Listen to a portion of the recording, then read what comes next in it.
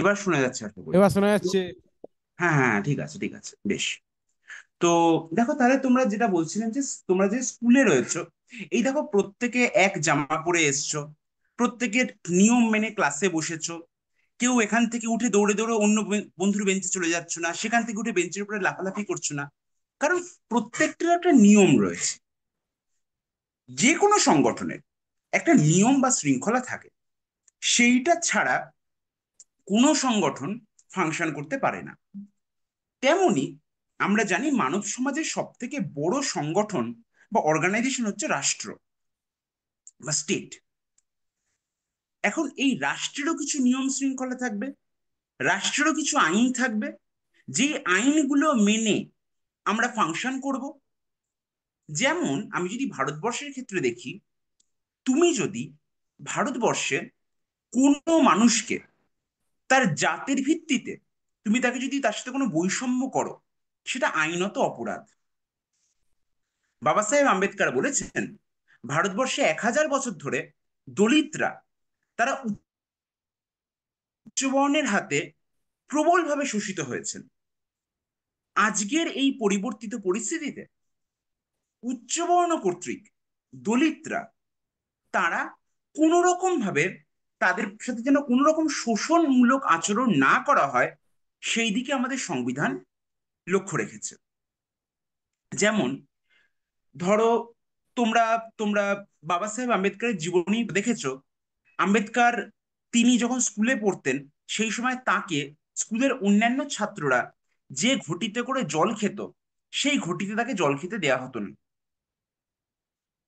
তিনি যে স্কুলে পড়তে যেতেন, সেখানে অন্যান্য ছাত্ররা, তারা যেখানে যে বেঞ্চে বসে পড়তো, তিনি সেই বেঞ্চে বসার সুযোগ পেতেন না।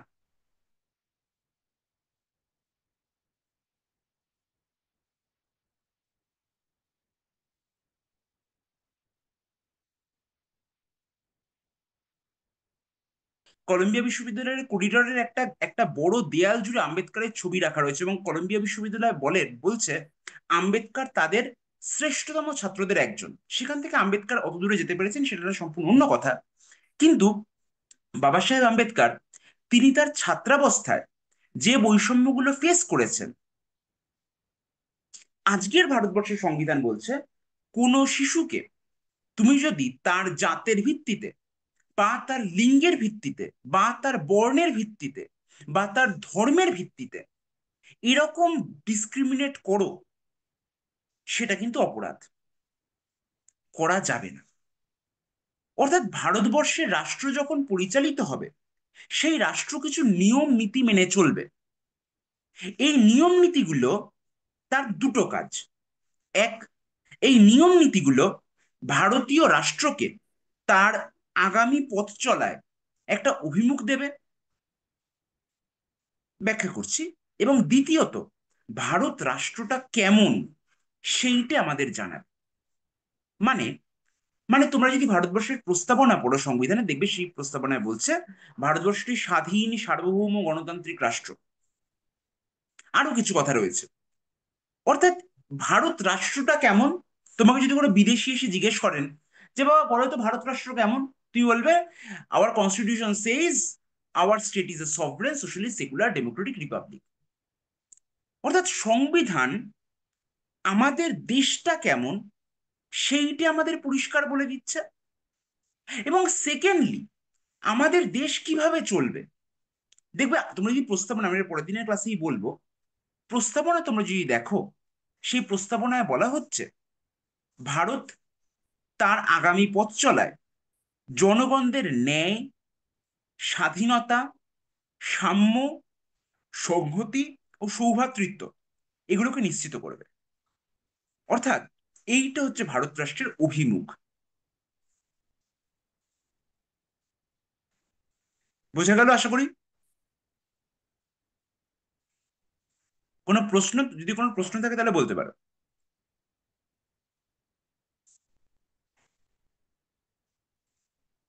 বেশ, তাহলে যেটা বোঝা যাচ্ছে সেটা হলো, সংবিধানের কাজ একটা রাষ্ট্র কিভাবে চলবে, সেই রাষ্ট্র কি করবে অথবা করবে না, একটা রাষ্ট্রের অভিমুখ কোন দিকে থাকবে, সেই রাষ্ট্র কাদের হয়ে কাজ করবে, অর্থাৎ সংক্ষেপে একটা রাষ্ট্রের ডুজ আর ডোন্ট যে বইতে লেখা থাকে, সেই বইকে আমরা বলতে পারি সংবিধান। So a constitution is a book that contains the do's and don'ts of a state.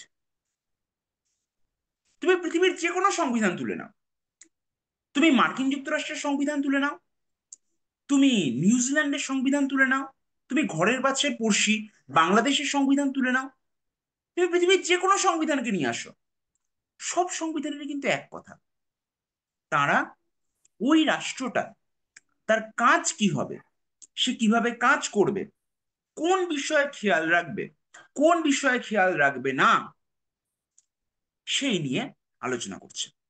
এখানে একটা ছোট্ট এক্সাম্পল দিই। যেমন ধরো ভারতবর্ষ, ভারতবর্ষ একটা ধর্মনিরপেক্ষ রাষ্ট্র। আজকের ভারতবর্ষে কোনো মানুষ যদি কোনো মানুষকে ধর্ম পরিচয়ের ভিত্তিতে হত্যা করে, বা কোনো মানুষ কোনো মানুষের সাথে যদি ধর্ম পরিচয়ের ভিত্তিতে বৈষম্য করে, তাহলে সেটা অপরাধ।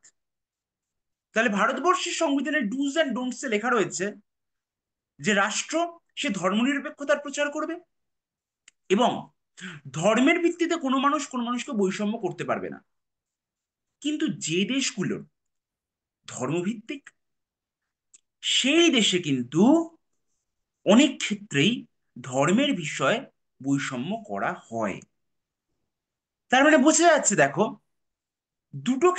তাহলে দেশ দেশ ভেদে সংবিধানের চরিত্র আলাদা আলাদা হয়ে যেতে পারে। তার মানে, তো এইটা হচ্ছে সংবিধানের মূল কথা। এবার আমরা সংক্ষেপে দেখি সংবিধান কত রকমের হতে পারে। সংবিধানের আমরা খুব সহজভাবে চারটে ভাগ করি। একটা ভাগ, সেটা হচ্ছে লিখিত সংবিধান। তোমরা ভারতবর্ষের সংবিধান দেখেছো কেউ? তোমাদের বই আছে? কোনো বই কারোর হাতের সামনে রয়েছে? হাতের সামনে কোনো বই রয়েছে? হ্যাঁ। এবার এই বইটার প্রথম পাতাটা খুলে দেখি। একদম প্রথম পাতা, সেখানে প্রস্তাবনা বলে কিছু লেখা রয়েছে। একদম প্রথম পাতায়।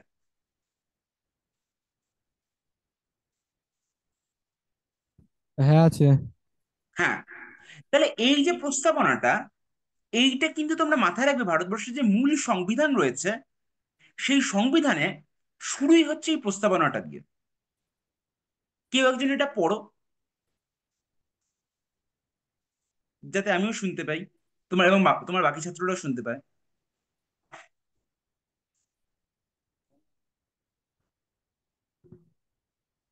আমরা ভারতের জনগণ হুম। ভারতকে একটি সার্বভৌম, সমাজতান্ত্রিক, ধর্মনিরপেক্ষ, গণতান্ত্রিক সাধারণতন্ত্র রূপ গড়িয়া তুলিতে এবং উহার সকল নাগরিক যাহাতে সামাজিক, অর্থনৈতিক ও রাজনৈতিক ন্যায় বিচার, চিন্তার অভিব্যক্তির, বিশ্বাসের, ধর্মের ও উপন্যাসের স্বাধীনতা, হুম।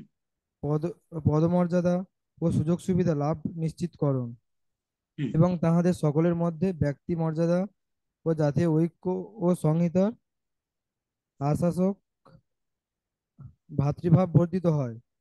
তজ্জন্য সত্যনিষ্ঠার সহিত সংকল্প করিয়া আমাদের সংবিধান সভায় অদ্য 26শে নভেম্বর 1949 তারিখে এত দ্বারা এই সংবিধান গ্রহণ করিতেছে, বিধিবদ্ধ করিতেছে এবং আমাদিগকে অর্পণ করিতেছি।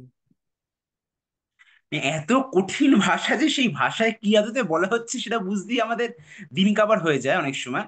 কিন্তু সংক্ষেপে তোমরা যদি এই ভাষাটাকে সহজ করে দেখো, তাহলে দেখো এখানে পরিষ্কার বলা হলো ভারতবর্ষ কেমন রাষ্ট্র হবে: সার্বভৌম, সমাজতান্ত্রিক, ধর্মনিরপেক্ষ, গণতান্ত্রিক, সাধারণতন্ত্র। তার মানে ভারতবর্ষের সংবিধান বলে দিচ্ছে ভারত কেমন রাষ্ট্র: ধর্মনিরপেক্ষ রাষ্ট্র। কিন্তু তোমরা যদি আমাদের দেশ, পাশের দেশ বাংলাদেশে যাও, বাংলাদেশও কিন্তু স্বাধীনতার পর জার্নি শুরু করেছিল একটা ধর্মনিরপেক্ষ রাষ্ট্র হিসেবে। শেখ মুজিবুর রহমানের সময়কার সংবিধানে ধর্মনিরপেক্ষতার আদর্শকেই গ্রহণ করা হয়েছিল। কিন্তু পরবর্তীকালে এরশাদ এরশাদের আমলে এই ধর্মনিরপেক্ষ চরিত্রটাকে ভেঙে বাংলাদেশের রাষ্ট্রধর্ম হিসেবে ইসলামকে গ্রহণ করা হয়। তাহলে আজকের বাংলাদেশ কিন্তু একটা ইসলামিক রাষ্ট্র, ধর্মনিরপেক্ষতা আছে, কিন্তু রাষ্ট্রধর্ম তার ইসলাম। কিন্তু ভারতবর্ষের কোনো রাষ্ট্রধর্ম নেই, কারণ ভারতবর্ষ একটি ধর্মনিরপেক্ষ রাষ্ট্র। অর্থাৎ ভারতবর্ষের প্রকৃতি কেমন, চরিত্র কেমন, সেটাও কিন্তু আমরা সংবিধান থেকে জানতে পারছি, এবং সংবিধানে লেখা রয়েছে। তাহলে এইটা হচ্ছে এক ধরনের সংবিধান, যেখানে যে কোনো দেশ কি করবে কি করবে না সব একদম লেখা থাকে। তুমি যদি মার্কিন যুক্তরাষ্ট্রের সংবিধানে যাও, সেও তুমি এক জিনিস দেখবে, লেখা সংবিধান। কিন্তু তুমি যদি গ্রেট ব্রিটেনে যাও, ব্রিটেনে কিন্তু কোনো লিখিত সংবিধান নেই। সেখানে এক ম্যাগনা কার্টা রয়েছে, আর কখনো কখনো কিছু কনভেনশন রয়েছে, সেইগুলো মেনেই কিন্তু দেশ শাসন হয়। কোনো লিখিত সংবিধান গ্রেট ব্রিটেনে নেই। তার মানে পৃথিবীতে লিখিত এবং অলিখিত এই ভিত্তিতে দুরকম সংবিধান হতে পারে। এক ধরনের সংবিধান যেটা রিটেন, আরেক ধরনের সংবিধান যেটা আনরিটেন। তাহলে রিটেন সংবিধানের এক্সাম্পল কি? মার্কিন যুক্তরাষ্ট্র, ভারতবর্ষ। আর আনরিটেন সংবিধানের এক্সাম্পল কি? United kingdom. এটা একটা দিক। দ্বিতীয় আরেকটা দিক হচ্ছে, পৃথিবীর কোনো কোনো সংবিধান হয় অত্যন্ত রিজিড, যেগুলো যেগুলোকে সহজে ভাঙা যায় না। যেমন ধরো মার্কিন যুক্তরাষ্ট্রের সংবিধান এত অপরিবর্তনীয়, সেটাকে কিছুতেই তুমি পরিবর্তন করতে পারবে না। উল্টো দিকে ভারতের সংবিধান তুমি যদি দেখো, 175 বছরের দেশ, অলরেডি 105টার মতো তার সংবিধান সংশোধনী হয়ে গেছে, এবং এটা আরো যতদিন যাবে তত এটা সংবিধান সংশোধন হতে থাকবে। তার মানে আমরা যখনই প্রয়োজন পড়ে, আমরা আমাদের মতো করে সংবিধানটাকে বদলে বদলে নিই। তাহলে আমাদের সংবিধান মার্কিন যুক্তরাষ্ট্রের সংবিধানের মতো অত রিজিড নয়, যে আমরা কিছুতেই বদলাবো না, একেবারে মরণপণ, সেই সংবিধানকে বদলানো যাবে না, যদি না খুব প্রয়োজন পড়ে, এমনটা না। আমাদের প্রয়োজন পড়লে আমরা সংবিধানকে বদলে নিই, সংবিধানকে গড়ে পিটে নিই, এরকম ভাবে এগোয়। তা তাহলে সংবিধানের অপরিবর্তনীয়তার ভিত্তিতেও সংবিধান দুরকম হতে পারে। একটা হচ্ছে রিজিড বা অপরিবর্তনীয়, এবং ফ্লেক্সিবল বা সুপরিবর্তনীয়। তার মানে আমরা যদি আমরা যদি আহ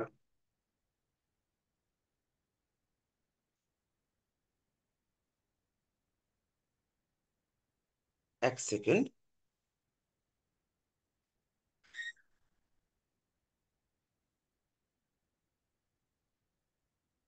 আশা করি দেখতে পাচ্ছ বোর্ডটা।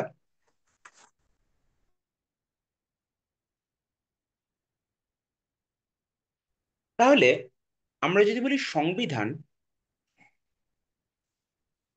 এই সংবিধানের আমরা ভাগ করতে পারি লেখা, তার ভিত্তিতে হতে পারে লিখিত, অথবা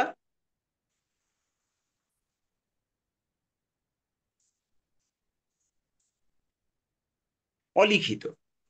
লিখিত সংবিধানের এক্সাম্পল কি? ইউএসএ। অলিখিত সংবিধানের এক্সাম্পল কি? ইউকে। আর হতে পারে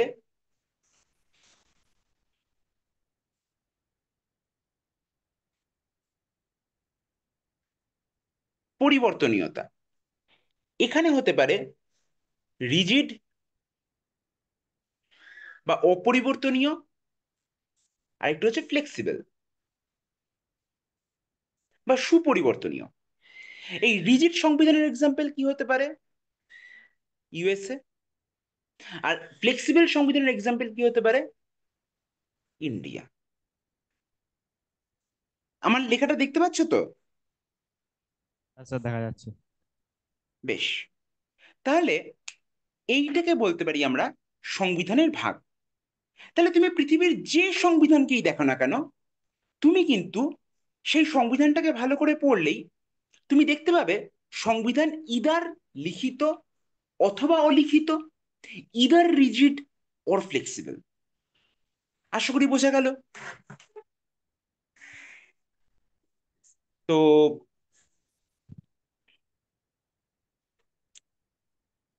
তো এইটা হচ্ছে সংবিধানের মূল কথা। আমরা যেটা করব, আমরা আমাদের কোর্সে ভারতবর্ষের সংবিধান কেমন, ভারতবর্ষের সংবিধানের উদ্দেশ্য কি, ভারতবর্ষের সংবিধানে কোন কোন বিষয়ে আলোচনা করা হয়েছে, এগুলোকে দেখব। এবং তার সঙ্গে সঙ্গে ভারতের যে কেন্দ্রীয় সরকার, তার গঠন সম্বন্ধে আলোচনা করব। অর্থাৎ কি কি পড়ব, আমরা এর পরের দিন যেটা পড়ব সেটা হচ্ছে প্রস্তাবনা। দেখো, তোমাদেরই বন্ধু, সে এখন প্রস্তাবনাটা পড়লো, কিন্তু আমার দৃঢ় বিশ্বাস ও যা পড়লো ও নিজেও বুঝতে পারলো না, তোমরাও কেউ বুঝতে পারলে না। এবং এতে ভয় পাওয়ার কিছু নেই, এটা খুব স্বাভাবিক। আমরা এর পরের দিন এই প্রস্তাবনাটা পড়ব, বুঝে বুঝে পড়ব।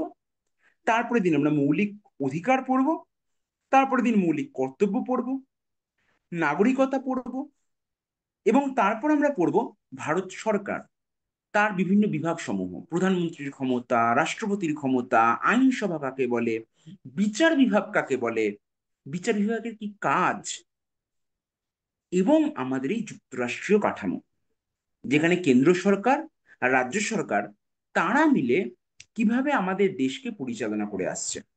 এইটা বোঝা গেল? তাহলে এইটা হবে আমাদের পড়ার ট্র্যাজেক্টরি বা স্ট্রাকচার।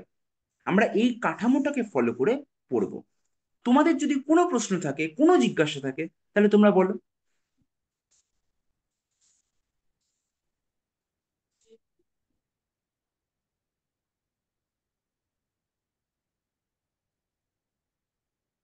আজকের পড়া নিয়ে যদি কোনো প্রশ্ন থাকে, বা আমি তোমাদের যে সিলেবাসটার কথা বললাম সেই সিলেবাসটা নিয়ে যদি কোনো প্রশ্ন থাকে, তোমরা বলতে পারো।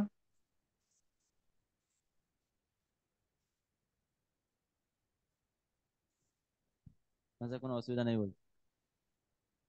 বেশ, ঠিক আছে তাহলে। এমনি বোঝা যাচ্ছে তো? হ্যাঁ স্যার। ঠিক আছে, ঠিক আছে, বেশ। তাহলে আজকে আমরা ইন্ট্রোডাকশনটা দিয়ে দিলাম, এর পরের দিন থেকে সিলেবাসে ঢুকে যাও। ঠিক আছে, আমরা এখানেই শেষ করি আজকের ক্লাসটা।